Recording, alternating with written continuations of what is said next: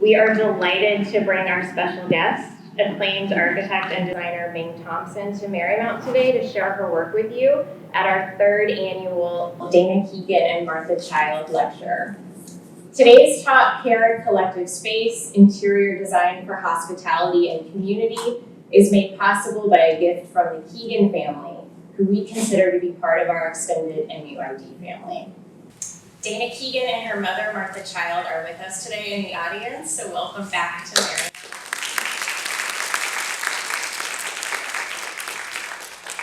Tonight's lecture kicks off the Soda Pop Design Month. If you didn't know, SODA stands for the School of Design and Art, and that's an acronym that we really like to take advantage of in our branding. So we hope you'll join us for some more of the great events happening this month. You can see them over there on the screen. Before we begin, I want to take a moment to acknowledge some of the successes that we've seen this year in our IAT program. We've had 2 students earn top spots in the Steelcase Next competition, one of them going all the way to the top 5.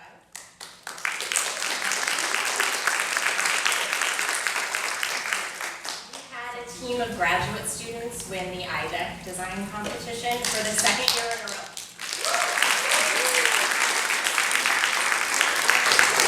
We saw additional students join the Metropolis Future 100. And we've had several finalists in the ASID Student Portfolio Competition. So while we like to celebrate these accomplishments, I also want to highlight how dynamic and engaged all of our students are in Marymount Interior Architecture and Design. This morning, several of them joined Ming Thompson and me in our resource room to have a conversation about design and about their future and about careers. Our students are regulars at industry events around town. They're active members of ASID and just formed an IIDA student chapter, and they demonstrate a tremendous amount of grit and passion. So today's talk is an example of how, thanks to the Keegans, MUIAD is fortunate to be able to give a world-class education to our students, to not only achieve in school, but go on to make big impacts and to have meaningful careers in the industry after they graduate. We're also glad to have Marymount's president with us today to share some remarks. I'm pleased to introduce Dr. Irma Becerra, president of Marymount University. Since 2018, please.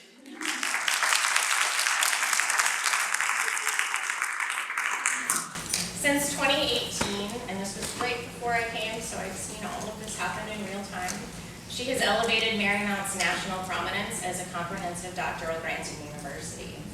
Under her leadership, Marymount became Virginia's first Hispanic serving institution and earned rare dual Carnegie classifications as a research university and an opportunity university, one of just 33 institutions nationwide to have both.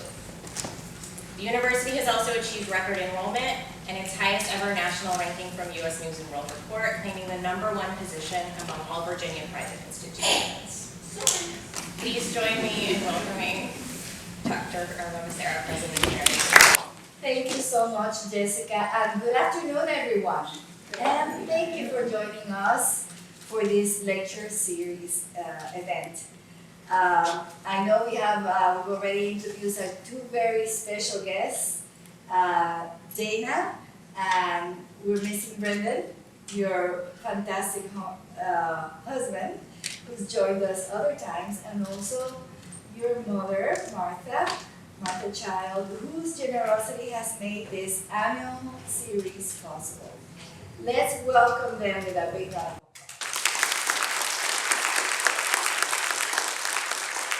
I know you're here as well, so we also recognize you. Thank you.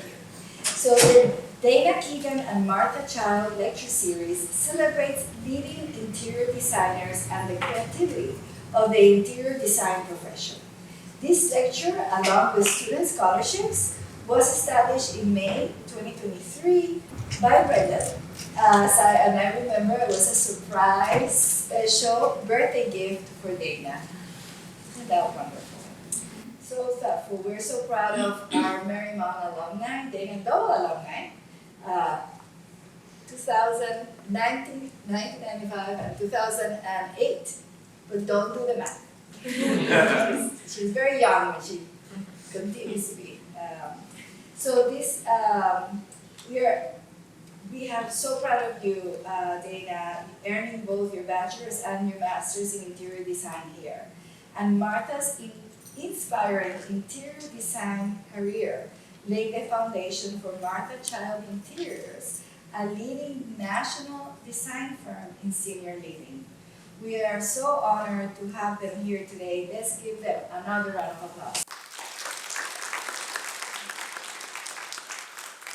Now I'm pleased to welcome Marymount Interior Architecture and Design students Alessia Barrios and Teran Qualawam, who will introduce our speaker. So Alessia and Teran, can you please come up? Hello, my name is Atelier Barrios and I'm a senior in the Interior Architecture and Design program, class of 2026, and I'm a recipient of this year's Keegan scholarship. And my name is Karen Qualawam. I'm a graduate student in the Interior Architecture and Design Programs class of 2026. I am also a recipient of the Keegan Scholarship. Alessia and I are honored to introduce this year's speaker, Ming Thompson.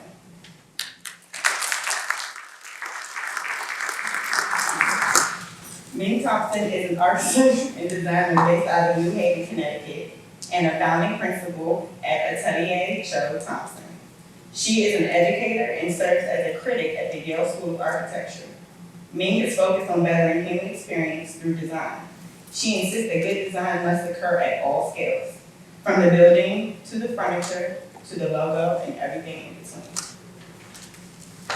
In 2020, Ming won the AIA Young Architect Award, and her firm Atelier Cho Thompson has earned significant recognition, such as the IIBA Foundation Vision Award. Most recently, in 2025, they won AIA Connecticut's Project of the Year for their project Forest Pavilion, a house for grandmothers.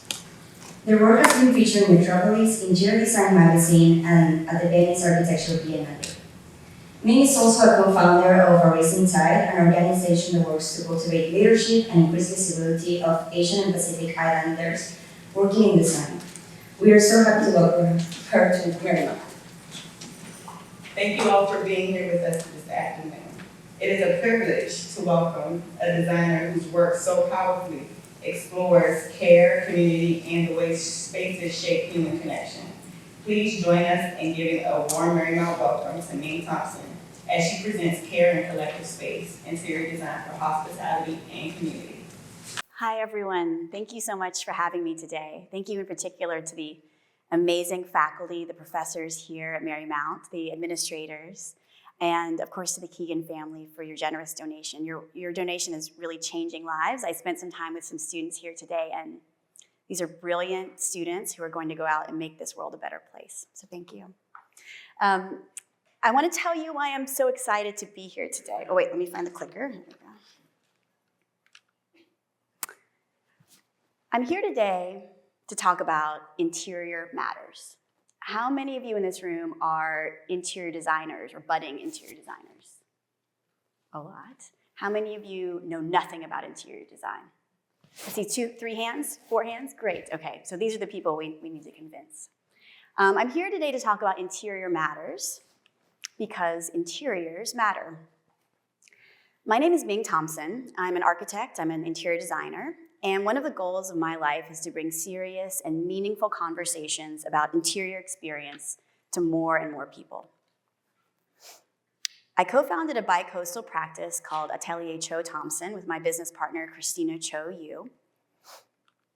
I'm a critic at the Yale School of Architecture, and I'm also deeply involved in my community in a myriad of boards, volunteer positions, and generally trying to be a good neighbor. My practice as a designer includes interior design, architecture, and graphic design, and all the blurry disciplines in between, including furniture, environmental graphics, and much more. But what unites them all is a deeply conceptual approach and a belief that we as designers can improve human experience for all. Someone told me once that they thought interior design was the icing on top of a design project, and I did not like that. I don't think that's right at all. The point of a space, the point of a building is to spend time inside. The point of a building is to have rich human experiences together. Interior design is not the icing, but it's actually the cake itself. Interiors matter. Interiors are a serious discipline, worthy of rigor, academic study, and challenging conversations. Interior design should be a key discipline discussed when we talk about social relationships and where our world is headed. If I ask you to close your eyes for a moment and imagine being a child again, being small, being at home, a memory of home from where you grew up, I would bet that most people are not thinking about the front elevation of their house or the architecture of the exterior, but an intimate moment from the inside. The way dust falls through the light in your childhood bedroom, the smooth surface of your kitchen table. When my friend's child was asked to draw his house in kindergarten, he drew the classic house, a gabled house in the middle of a field with a square window and a red door. But he actually lives in an apartment in the city, and this is not at all what his house looks like. It was not an accurate drawing. But when he was asked to draw a picture of his living room, it was exactly right. The couch was just like his couch. The shelves had all his picture books in rainbow order the way he liked them. He knew what the inside felt like. So why is this? I was recently speaking to a very accomplished older friend who knew nothing about interior design, and she seemed to assume that interior design was picking out a chair from a catalog. After I patiently and excitedly explained why I thought interior design mattered, she said something very slowly and thoughtfully, which I wrote down in my notebook, that to me felt like a poem, and maybe one of the clearest definitions of why interiors matter. She said, "To be outside is most often a temporary situation, while traveling from one inside space to another. Inside is where we live." Interiors are where we spend our lives. We are all here because interiors matter.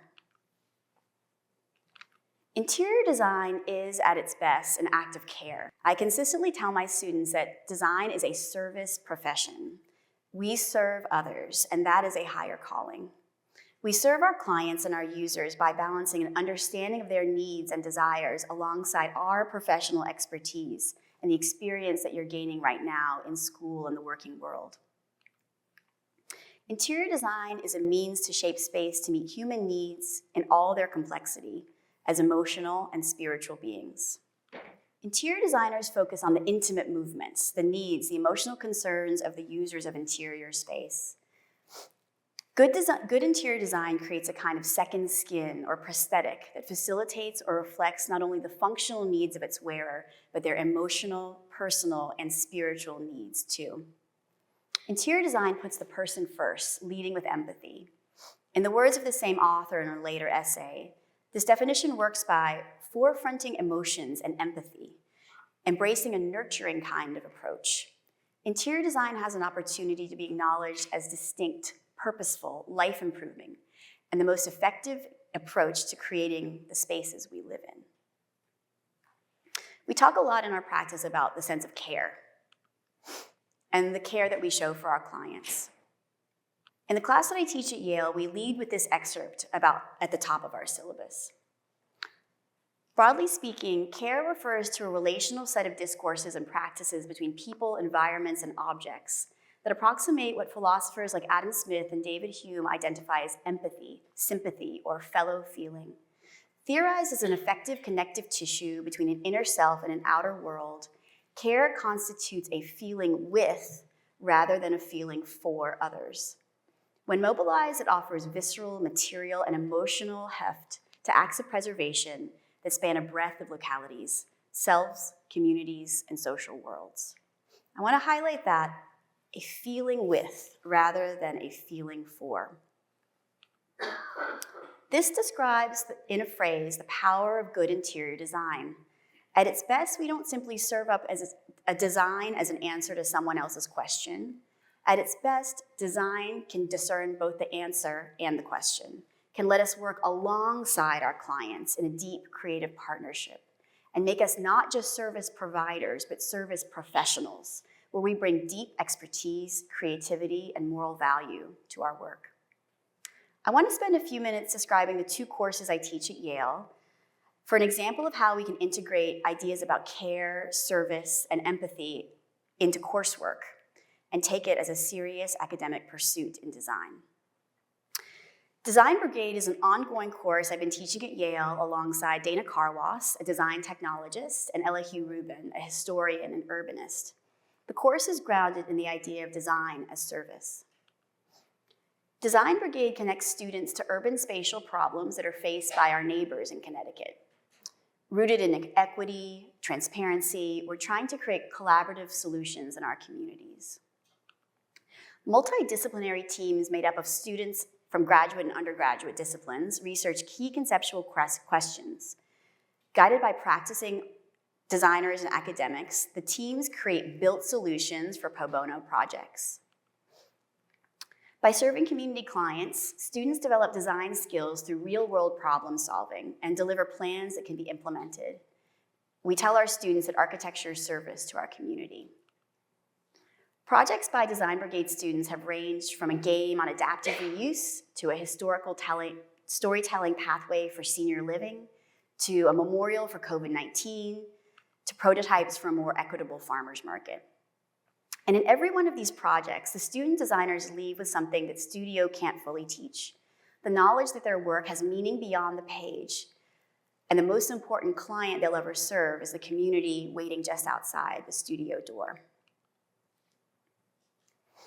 The second course I teach is every spring, where I'm lucky to be an instructor for the Yale Building Project. Since 1967, students at Yale have taken part in a design build course. In recent years, the Jim Block first-year building project has focused on the construction of housing for organizations working to create a more equitable world. In recent years, we've teamed with the Friends Center for Children, an early childhood education center. As I'm sure you know, infant and preschool teachers are among the hardest working and lowest paid members of our society, but their work makes our society run. Friends Center realized they could best support their teachers by offering free housing as part of their compensation package. Each spring, our students meet with Friends Center teachers, learn about their lives, and in small teams, create a design for a single family home. One scheme is selected from a competition among the class, and students go on to build the home in the summer after their first year.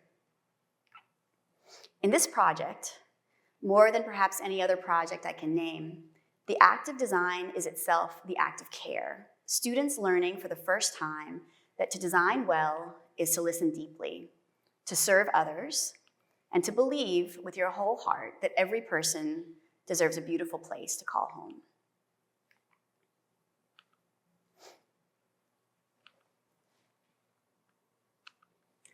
I want to share a few projects with you today from our own practice's work, and I want to talk about the overlap between community and hospitality. I'm guessing that for those of us who work in interior design, these two words conjure potentially incongruous images.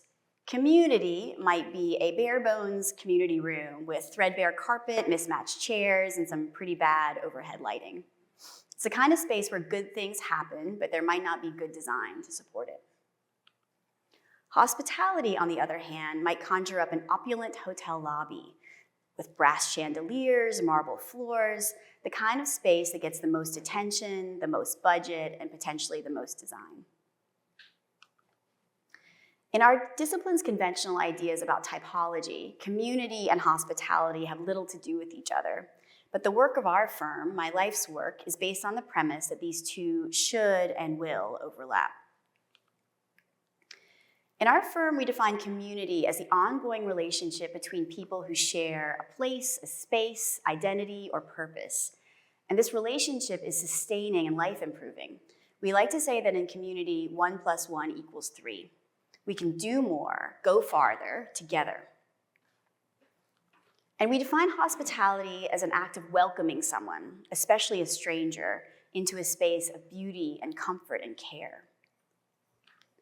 Every community begins and sustains itself through the act of hospitality, and every act of hospitality builds community. There is, in fact, a very productive, generative, and exciting overlap between these two words. And today I want to share with you a set of spaces that our firm has designed, spaces where communities are welcomed, form, thrive, and are sustained. And we've drawn lessons from the rich development of design for community and design for hospitality.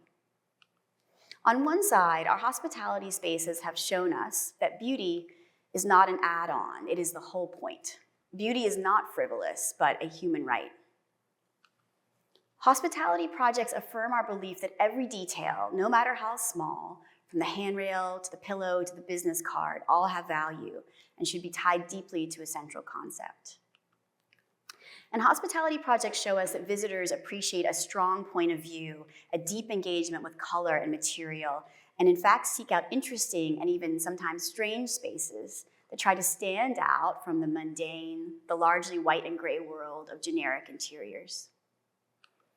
On the other side, community spaces have shown us that high design doesn't necessarily mean high budgets, that we can create unique experiences by using common materials in uncommon ways, and that we are all deserving of beautiful, sophisticated, conceptual, and rigorous design. And I'd argue that interior design doesn't just aid in the forming of community, it can drive that formation through both its final product and its making. I want to take us through a few projects that will kind of demonstrate how we're trying to work between these two fields. These two projects are both rooted in our city of New Haven, Connecticut. They're both Black-owned organizations, deeply committed to improving lives. And they're both asking the same question: what does it look like when a community is truly welcomed into a space designed with care? These are not spaces with high budgets. These are not prestigious addresses. They're spaces built on mission and on the conviction that everyone deserves good design. Be Natural Cafe came to us with a multi-pronged challenge: convey the fresh seasonal flair of the menu, appeal to a college-age clientele, and do it on a shoestring budget. Our answer was to treat this as a multidisciplinary problem: branding and interiors designed in parallel, both drawing from the visual language of a farmer's market. Beet purple and kale green, slatted plywood panels evoke produce crates. Common materials used in uncommon ways. Recess Cafe, located inside Concorp's entrepreneurship hub for minority-owned businesses, asks something similar but deeper. How do you design a space that honors the history of a building, an abandoned school, while creating a forward-looking home for community and innovation? We helped name the building after the school's past, and then filled it with aubergine sofas, polished concrete, exposed brick, and a mural celebrating Black entrepreneurs. The result is a space that holds memory and ambition at the same time. We ask why a community space can't be as sophisticated and as elevated as a fancy cafe in Hong Kong, or a boutique in Milan, or a coffee shop in New York. We all deserve something interesting and beautiful. The next two projects, both schools, couldn't look more different on the surface. One, a sprawling 200,000 square foot private high school in Houston, the other a cafeteria redesign for public schools in San Francisco. But both are asking the same question: what happens when we stop treating children as passive recipients of learning and start designing spaces that actively invite them to connect, discover, and belong? At Kincaid, we collaborated with Studio Red architects to design the interior spaces of a school. And we activated the spaces between classrooms, lobbies, corridors, student centers, recognizing that the most meaningful learning can also happen in unscripted moments. Seating niches, serpentine furniture, the interior design itself becomes a teacher. And we look beyond the conventional assumptions about K-12 architecture to bring a hospitality viewpoint throughout the project, creating spaces that look like cafes, universities, and offices. In our 10-year project for the San Francisco Unified School District Future Dining Experience, our interventions are much simpler but no less powerful. We've been rolling out over 100 low-budget renovations to school cafeterias. If you remember what it was like in middle school in a cafeteria, you know that lunchtime can be a place of great strife or a place of great joy. A good lunch period in a cafeteria will yield positive social experiences and power children's brains to learn. So we set out to make cafeterias fun, welcoming, inviting places to be. We work with students to create culturally relevant mega graphics. We introduce a variety of furniture, and we use simple changes, low-cost changes like a can of paint. In the words of one principal, we still have the same four walls, but the students are enjoying and respecting the space like never before. And another principal said, Kids now have the option to sit at different kinds of tables where they want, rather than by class. Because of this, kids from Spanish immersion sit with kids from English class, and the redesign has been very intentional in disrupting class and racial segregation and has led to less conflict between student groups. The next two projects highlight museum work. These two projects are both about memory, identity, and belonging, about using the designed interior as a vessel for stories that might otherwise go untold. Mocha Workshop in New York's Chinatown is a neighborhood and integrated museum space housing over 85,000 artifacts of the Chinese American experience, many rescued from a devastating fire. We designed the naming, the branding, the architecture, and the interiors of this space. The storefront facade became a transparent window into the archive's inner workings. Hand-painted lettering in English and Chinese opens the space to the street. Visitors bring in their family artifacts, airmail letters, family photos, objects, and add them to a living collection. The interior choreographs that journey, from the communal library table at the front to the archive counter to protected storage in the back. At the Yale Peabody Museum, our work is much quieter. And we like to do work that is glamorous and some that is very, very unglamorous. We create exhibition graphics for nearly every gallery throughout this space. In the student gallery, we work closely with groups of undergrads who are devising conceptual frameworks, typography standards, and unique wall graphics for exhibitions. In the temporary gallery, we devise a system of colorful banners to create an immersive experience. We work with traveling exhibitions from the Smithsonian and other institutions. This is not particularly glamorous work, but our efforts to create a cohesive, flexible, and on-brand system of exhibitions touches thousands of people every week. And this project reflects our firm's belief that every small detail matters in shaping human experience in interiors. The next two projects focus on workplace. And they ask a question close to our hearts. How do you design a workplace that doesn't just house a mission, but embodies a mission? Climate Haven is a climate tech innovation hub. As an early partner, we developed their brand from the ground up, including even writing their mission statement. And we built it out into a 10,000 square foot workspace with open offices, conference rooms, and places for gathering. On a limited budget, we created a home that feels unmistakably like them, grounded in sustainability, resilience, and forward momentum. Across the country, Food Corps, a nonprofit dedicated to transforming how children relate to food, asked us to turn a former marble showroom in Portland, Oregon, into an office organized around the three places their work happens: the garden, the cafeteria, and the classroom. The open office became a garden with a living green wall and maple desk pods, the kitchenette a cafeteria with long shared tables and repurposed school supplies. The conference rooms became classrooms, each themed to a different subject. When Food Corps staff sit down to work, the interior reminds them that every day their work matters, and so do you. Working on these projects is what sustains me as a human and a designer. I would happily wake up every day for the rest of my life and do exactly the job I'm doing now. The great joy of my life is to visit a place we've designed and see how people are using it, sometimes changing it, not always for the better, like they'll add green LED lights under a beautiful bar, those kinds of things, and finding joy in community. And as I move deeper into my career, I think more about how and why our spaces can bring joy to people. Scientists and researchers are finally coming around to treating design with the seriousness it deserves. Interior design has a great impact on health, and in particular, our brains. Our brains are wired to respond to beautiful, safe, welcoming spaces. Hospitality, the human practice of intentionally creating these conditions for others, is not merely a social nicety. It's an act that engages our deepest neurobiological systems. In their recent book, Your Brain on Art, Ivy Ross and Susan Maximin explain that when we encounter beauty in high design, our brains release a cascade of neurochemicals, including oxytocin, dopamine, and serotonin, that make us measurably healthier. They detail how aesthetic experiences can lower stress hormones while elevating these feel-good chemicals.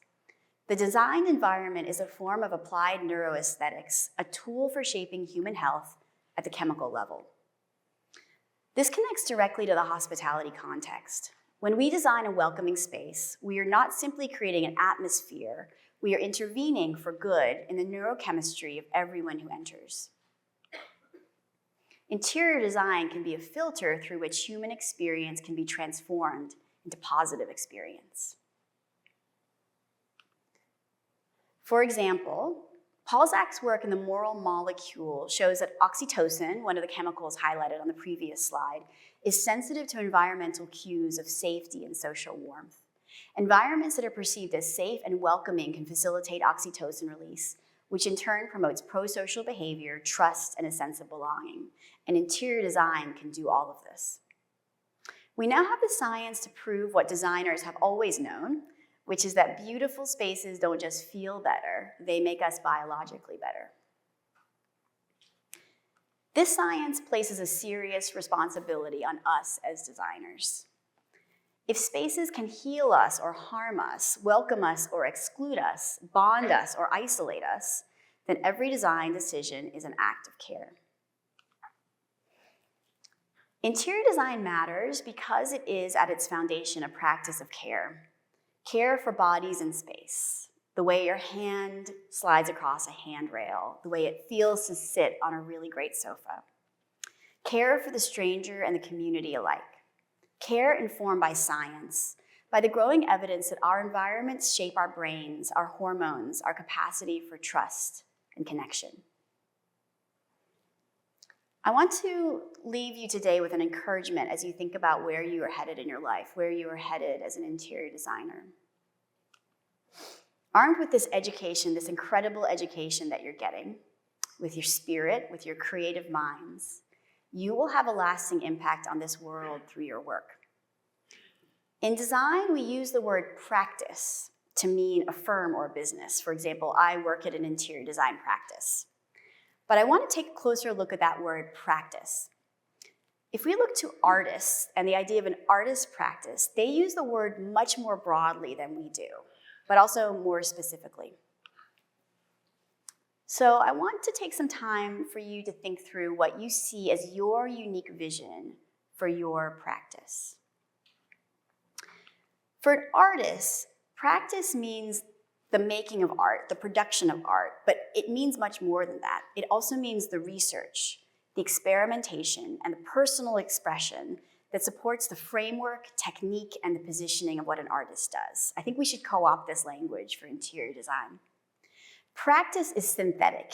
It brings together disparate ideas, disparate habits, and disparate processes. And practice is also systematic. It unites disparate ideas in a forward movement of progress in an artist's development. Your education doesn't just end here. You're going to be educated your entire lives. Every day as a designer, you can wake up and tackle a new challenge. You're going to have wonderful, inspiring careers, and you won't just do that by sitting at your computer from 9 to 5. Design happens in your brain, in your body, in the individual, and in the community. I want to ask you to find out what specifically you love about design and pursue it with your whole heart. I've heard today from students who are interested in how design intersects with financial literacy. What is it like to design a great single-family home? What about commercial design, institutional design? You might be the kind of designer that wants to work on their own or work in large teams. The sky is the limit for you, and I think it's a matter of finding out what really you feel passionate about. All the work you do in your job as an interior designer is part of your practice, beyond your 9 to 5 job, all the ways that you live your life as a designer. I think many of us were drawn to this field because of a sense of a higher calling and a love of design broadly. The work you do at your desk is part of your job, part of your practice, but so are all the other things you do. So is going for a walk in the woods, looking at fashion shows, spending time in restaurants, sketching with your children. Your practice may be full of contradictions and detours, and it's certainly not a clear linear path. It might only make sense to you. And for me, my practice encompasses a lot. When I first started my firm, I sat down on a piece of paper and wrote down what mattered to me. And then I tried to think about how I could build my life and my career around the things that mattered to me: motherhood, books, art museums. Making a diagram like this helped me clarify the places that I wanted to go into my life and the way that I wanted to build my own practice. So I'd ask you to leave today thinking about what your unique vision is for your practice as an interior designer, thinking beyond the bounds of conventional typologies or what others might assume interior design might mean. The greatest design project in your life will be the design of your practice, and I'm so glad to have met you at this point on your journey. So thank you very much, and I want to take lots of time for questions. I'm especially interested, we had a great conversation with this morning with some students, but I'd love to hear questions from you all as you have them. So thank you.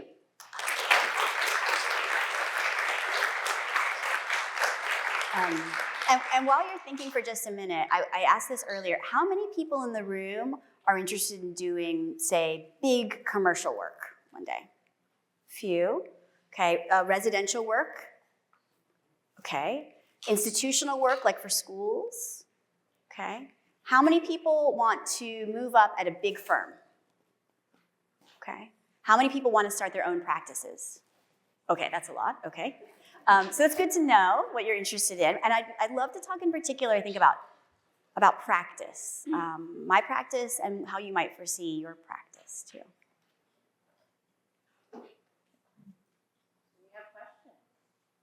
I see one. Start with everybody.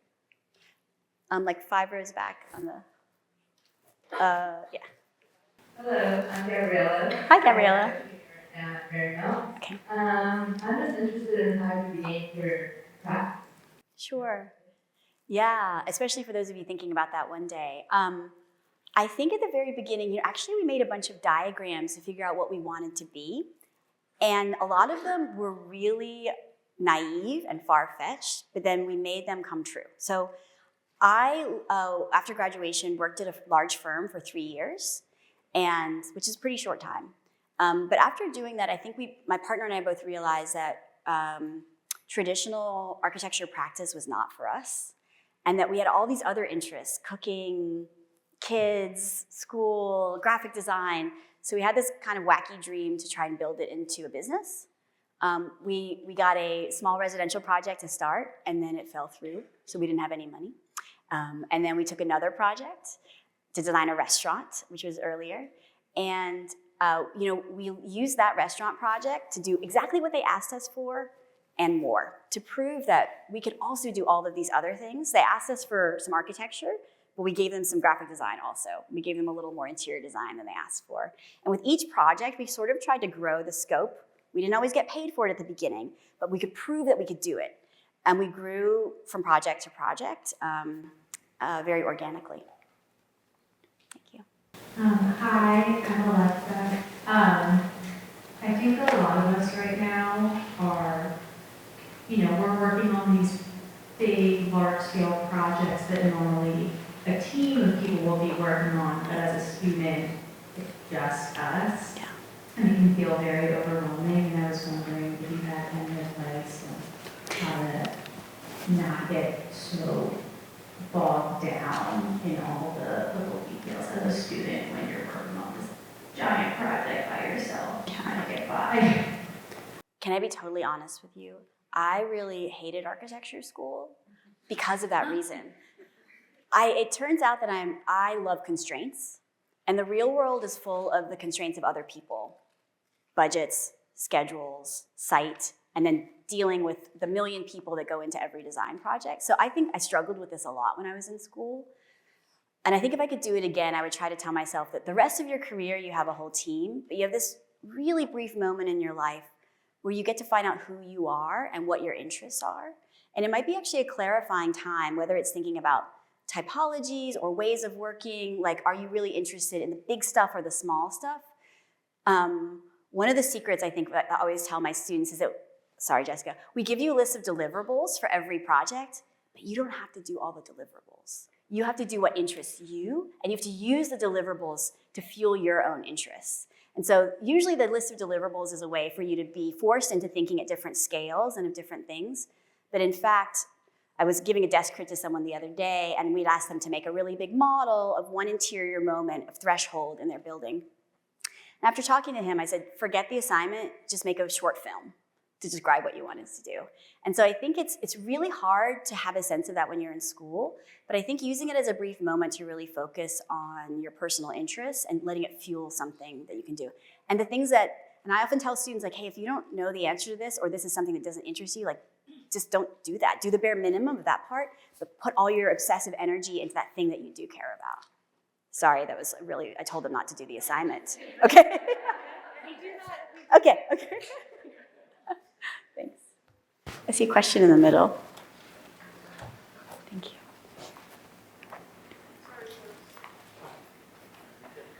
Getting a workout. Hi, my name is Suki. I just want to know, listening to you speak and you're saying like, design is not a one-fit-all thing. Yeah. Where you can like go different directions. So I was very interested in your pro bono slides because it's like, I don't want to just do one thing, I want to do multiple things. So how can I implement my time to servicing the community while being a professional and also maybe being an entrepreneur at the same time? Yeah. And I want to say first that we all deserve to get paid for our work, and designers are not as well recognized by society as they should be. For the level of education you have, the level of value you bring to projects, like we should all make a good living. So that's really important.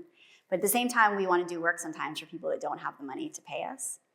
So we use a little bit of a Robin Hood model, which is that we do some well-paid projects for large institutional clients, longer projects, bigger projects that have consistent billing that allow us to kind of predict out our workload and our billings in a stable way. We're joining an on-call list of architects for a university, like really stable work to be able to do the low bono work. And one thing we have found is that low bono works better than pro bono because it puts their skin in the game for everybody. If you do something for free, then people tend to think it should be free. Like, it doesn't have as much value. So even $1,000, $500, or trading food for work from a restaurant, we do that a lot. I recently spoke to an owner of a landscape firm in LA, and they're very literal about their Robin Hood model, which is that they work for like Hollywood celebrities, and they say, if we work for you, you have to make a donation of this much money to a charity. And that's part of their contract, which I think is amazing. We don't have clients that would do that, but I think that's a really cool business model. And I think we try to also use the pro bono work to one day become paid work. So trying to get paid to do good community work, which sometimes means we're helping our clients write grants to get funding to support their work to pay us. And we try to be kind of have one foot in both worlds. But it's very challenging. I think especially running a business, like my greatest responsibility is my employees' mortgages. Like that's what keeps me up at night. I got to meet payroll. And it's really hard to do all the things that you want to do at the same time. But I think there's a path by being kind of clever and trying to find what works in your area. Thank you so much. Yeah. Hi, my name is Hannah. Was there ever a moment in your career where you said you missed being an interior designer? What motivates you to continue on your journey as an interior designer? I think the most disheartening moments is when we come across people, especially clients, who don't believe in design. And it seems wild to me that you would hire a designer but not actually believe in design, but that does happen. And we've had to leave those projects. And I think the big part of that is that people don't understand what design is and that it has value. But a lot of those people have been in good spaces and bad spaces, but can't always discern those things. So part of that I think is on us as a profession. Everything we do should educate people. And that's part of doing low bono or pro bono work, is that if we bring more good design to people, people will understand better what design is and why it matters. But we've definitely had projects where, you know, we have a whole concept and a mood board and the client says, I'm just gonna go down to Home Depot and get like whatever's cheap. And that's very disheartening. But then you can quit that project and do another one. And I think it's been something that I feel like is kind of an unfolding in our careers. Like, many designers work until they're quite old because every day is a learning experience, and you'll be creatively stimulated every day for your life if you can choose the right profession or path for yourself. So in the big sense, I haven't second guessed it, but then also when it's hard to get paid, I second guess it sometimes. But, yeah.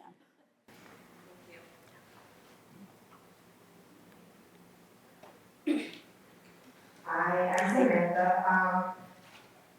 I know that it's really cool seeing your projects, but I wanted to know what happens when you end up like going like a mistake, like, oh, you ordered this like table in the wrong size or it doesn't fit through the doorway. Like, what is your mindset, or like what's like a word of advice to handling like mishaps that goes off the project? Oh my gosh, I have so many of those. Like, I remember an early job, I was doing work for Apple, and I put the wrong length of an L that was supposed to capture the terrazzo, and the terrazzo leaked, and I'm kind of panicking. Or once we got this really awesome table made and sent to the Chrysler building, and it didn't fit in the elevator, so I had to pay them thousands of dollars to ride it on top of the elevator, and I'm panicked phone calls. And you know, I think it really used to stress me out, and I think it's normal. I'm trying to help everybody in our firm say that we can, outside the practice, like clients, schedules, budget, they will all impose chaos and stress on us. Inside, as a team, we need to maintain harmony and calm. And we're also trying to figure out how we can help everybody confront challenging situations without really feeling it. And I think that, for me, that had to come with age, which is that a mistake, everyone makes mistakes.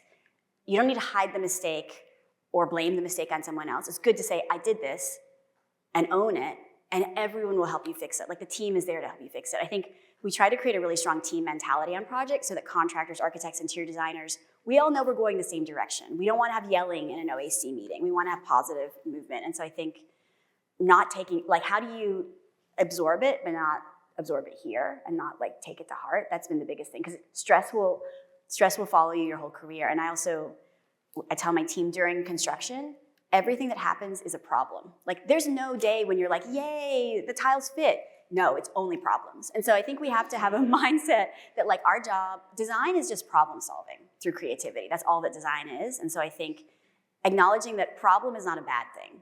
Problem is a challenge to be solved.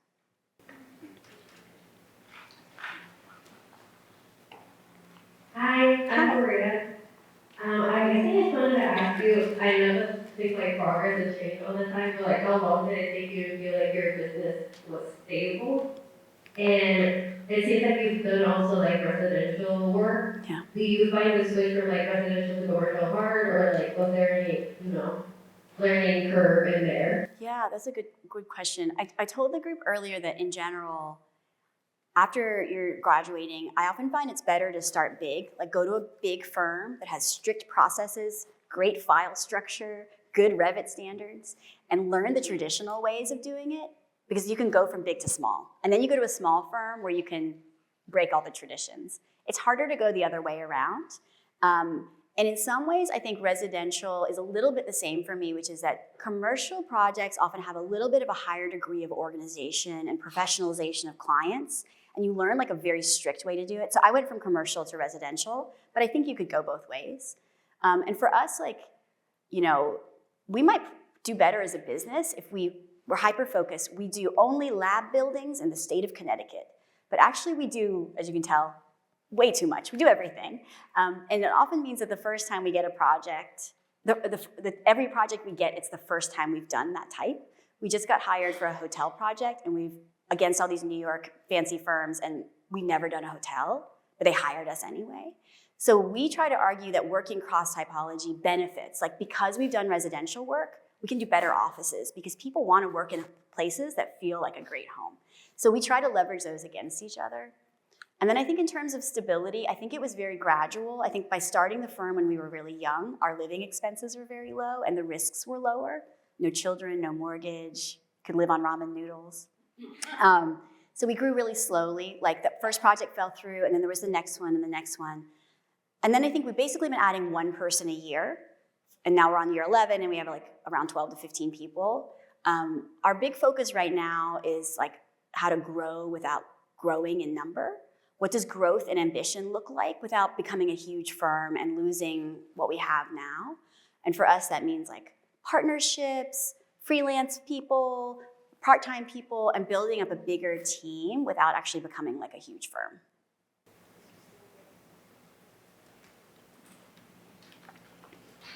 Hey.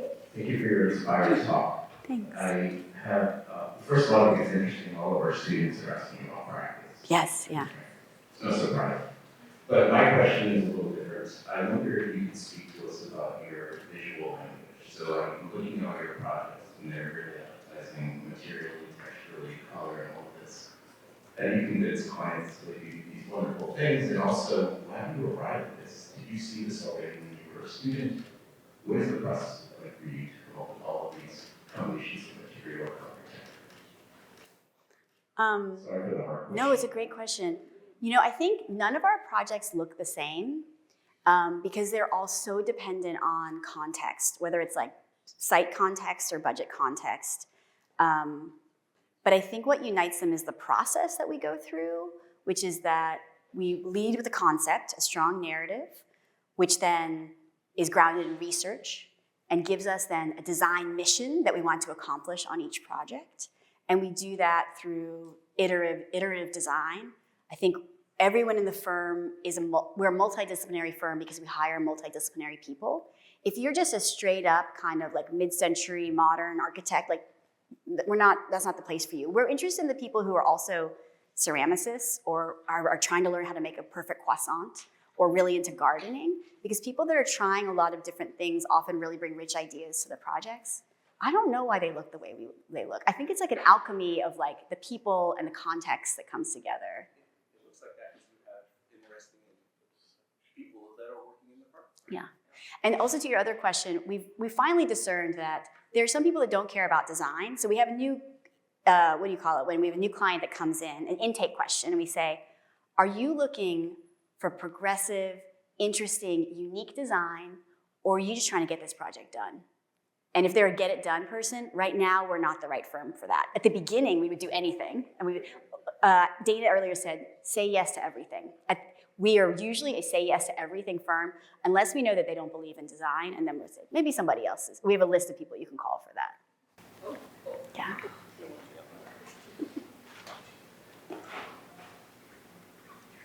Hello, my name is Ruby and I'm from interior design student from Nova.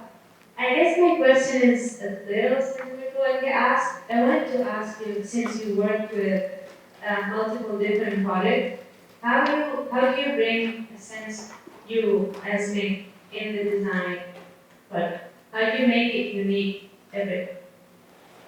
Gosh, I mean, if you give any two designers the same problem, as you know in school, every solution will be different. I think for us, I'm a very process-oriented person. And so for me, half the project is decided in the first meeting about what the project is. So that thing about sort of like, we don't just answer questions, we figure out what the question is. And a lot of the design happens in even knowing what the project is in its scope, in its type, in its ambition, and defining it there. I think, there's many firms that practice conceptual work, but I think we're trying to, in our market, which is a Northeast, we're trying to be kind of a unique small firm and to compete. We're in a small city, we're in New Haven, but we're competing with New York firms and Boston firms. And I think because we're really lucky to have great clients who let us do design ambitious things. And we bring a really strong research and conceptual-based process to every project.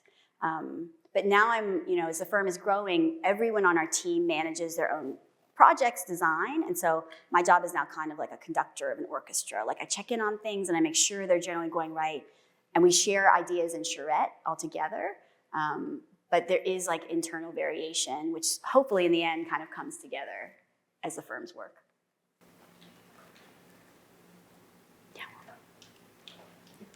Hi. Hi. I'm Victoria. First, phenomenal work. Thank you for being here. My question is, if you have a piece of advice that you wish somebody would give to you when you were transitioning to the real world. Oh gosh, that's such a hard one. I think it would be that it may not be apparent, but many people want to help you on your journey.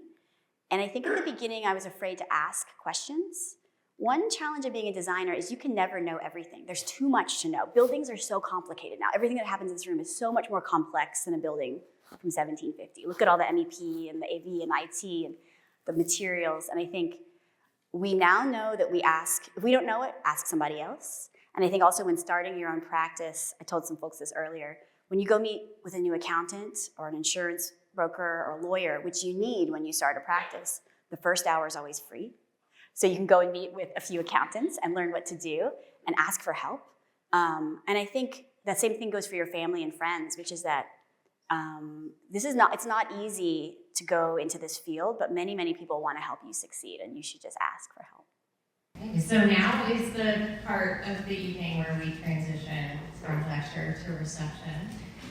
This has been so wonderful, and I want to say thank you, Ming, for coming and presenting your work and your thoughts. It's been really eye-opening, so we appreciate it.